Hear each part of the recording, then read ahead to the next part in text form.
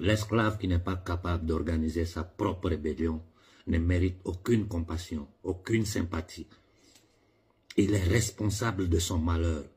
Et surtout, pour ceux qui croient à l'illusion vendue par les négriers occidentaux d'une liberté africaine, ça veut dire qu'ils ne comprennent rien du monde dans lequel ils vivent. Il faut comprendre que ce système-là vit sur le sang, la chair de l'humanité africaine. Et tout ce qu'ils feront pour pouvoir continuer à dominer l'humanité africaine, à la tenir en condition d'esclavage, ils le feront. Il n'y a que la lutte qui libère. Et nous avons les armes et les instruments pour nous libérer de cet esclavage séculaire. Comme je le dis, notre nombre et notre force. Tout est une question d'organisation. La jeunesse consciente africaine est prête. Je pose une question à tous ceux qui se sont autoproclamés leaders panafricains, à tous ceux qui se baladent dans le monde. On fait quoi? Quel est le plan? Quelle est votre stratégie? Où nous voulons arriver? Vous pensez que des petites manifestations à droite, à gauche, dans ces camps de concentration, là, le monde entier est au courant? Mais regardez vous-même ce qui est en train de se passer sous nos yeux, partout dans le monde.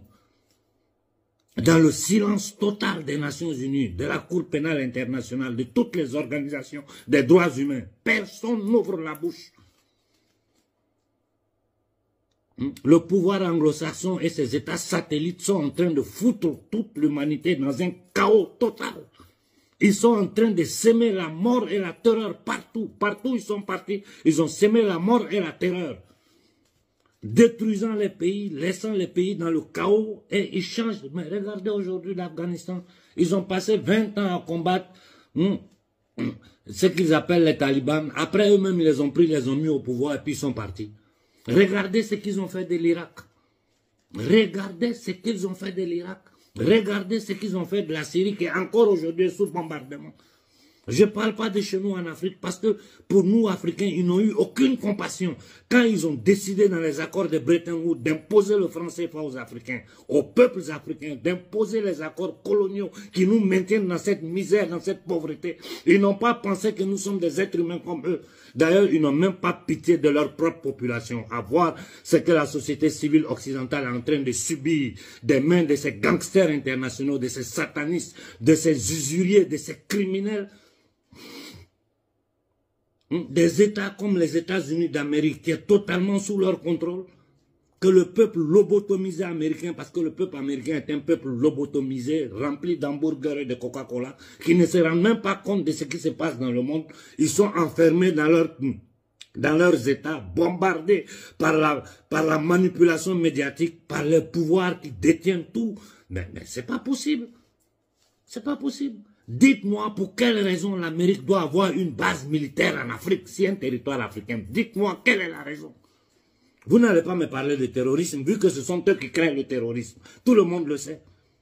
Ce sont eux qui créent le terrorisme, qui financent le terrorisme pour terroriser nos populations. Seulement, il y a eu 2 jours, il y a eu encore une attaque au Burkina. Qu'est-ce que nous allons faire? Quel est le plan? Nous allons nous asseoir là pour que dans quelques semaines, la CEDEAO se lève encore pour raconter des balivernes. Et puis on va sortir pour commenter, ou bien nous allons faire des petites manifestations, appeler les stars du panafricanisme, aller tirer les photos, faire les trucs. Ça ne sert à rien. Il faut comprendre à quel pouvoir nous avons affaire. C'est un pouvoir séculaire, meurtrier, assassin, sans sentiment pour l'être humain en général, et en particulier pour nous les Noirs qu'ils considèrent comme des animaux humains, des sauvages. Ils ont effacé notre histoire de l'histoire de l'humanité. Ils ont effacé l'histoire de l'Afrique, de l'histoire de l'humanité.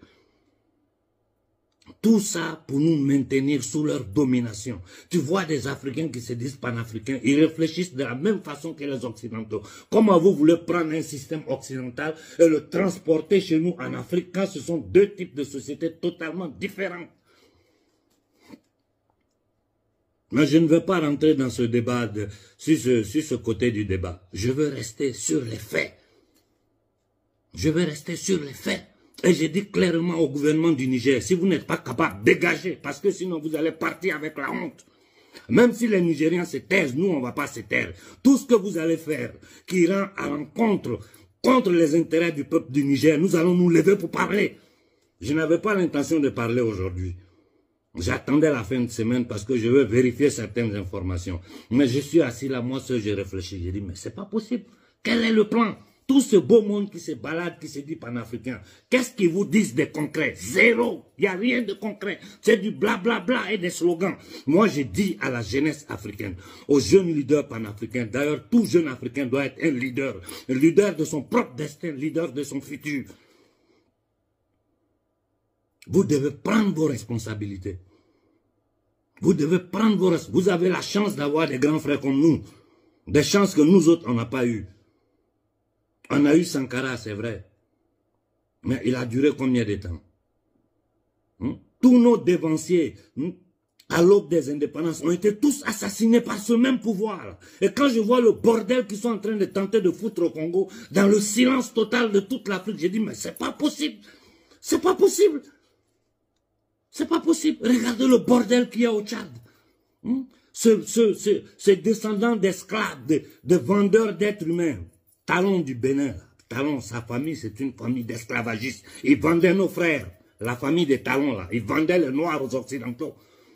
Et au Bénin, les familles qui faisaient son... Nous les connaissons, toutes ces familles. Il y a certains parmi eux qui disent même qu'ils sont panafricains. Hein?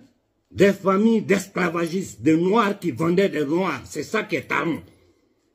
Des maudits comme la famille Eyadema, le fils d'un mercenaire de la Légion étrangère française, qui a tué le rêve du peuple togolais. Après 50 ans, cette même famille est au pouvoir et on nous parle de démocratie, de diplomatie. Mais de quelle démocratie nous parlons? Où est la démocratie? Vous êtes dans une monnaie qui n'est reconnue nulle part dans le monde. Et pourtant qui est attaché à l'euro. Si tu prends le franc CFA, tu viens en Italie, on ne veut pas. Tu vas en Allemagne, on ne veut pas. En France, même eux-mêmes qui fabriquent les billets, là, ils ne veulent pas.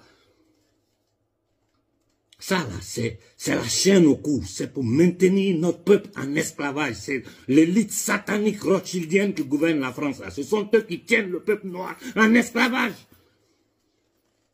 Avec leurs soldats, les Attali, tout ce bordel qui bavarde en France, ces soi-disant intellectuels français, ou je ne sais quoi. Là.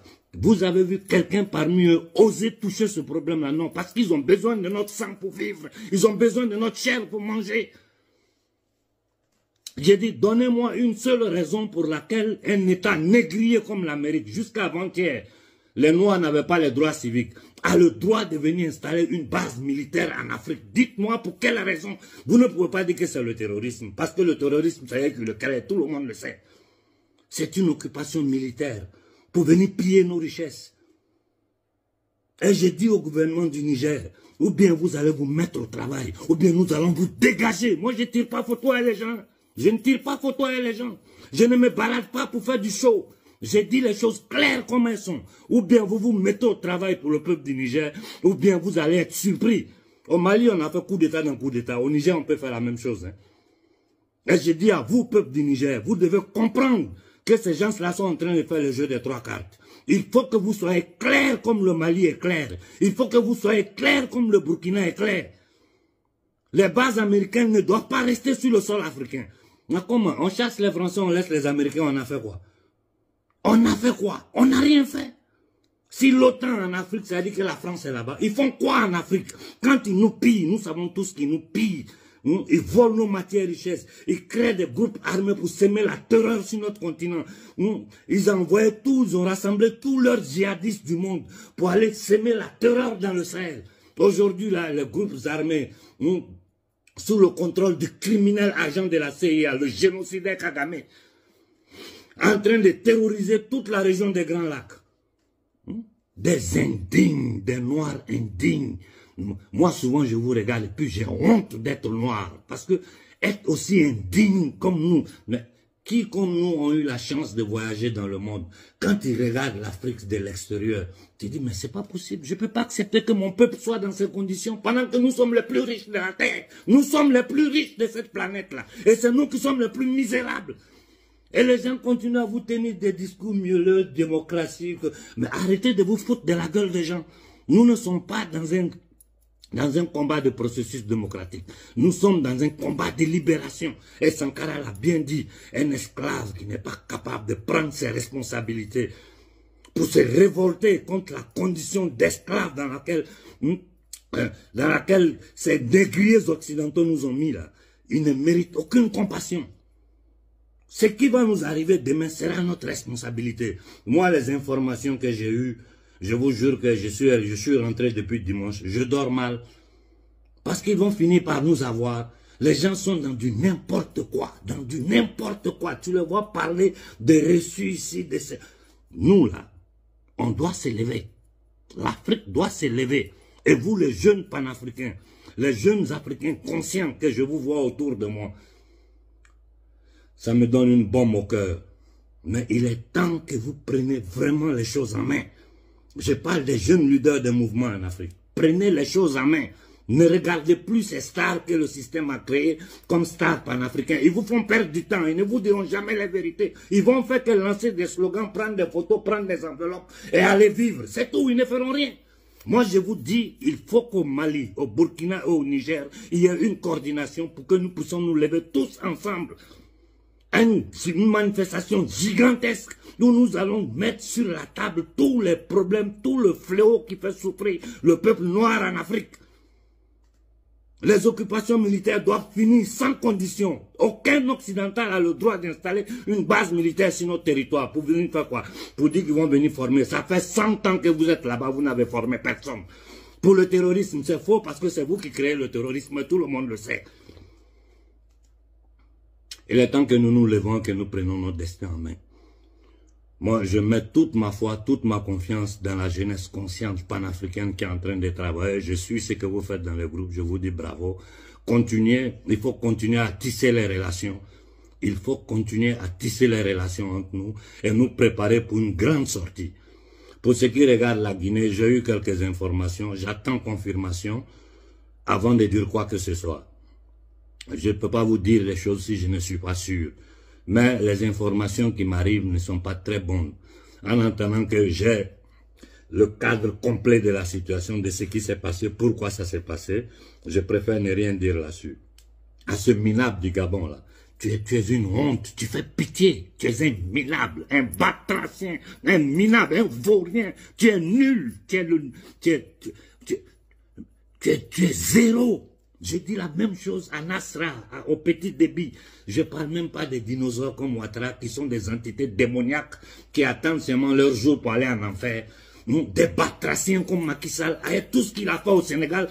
Mais l'intelligence sénégalaise est une honte pour toute l'Afrique. Vous, que vous êtes toujours proclamé les grands intellectuels d'Afrique. Où vous êtes? Où vous êtes pendant que quelqu'un est en train de tuer votre peuple, en train de livrer le Sénégal à la France, aux Occidentaux.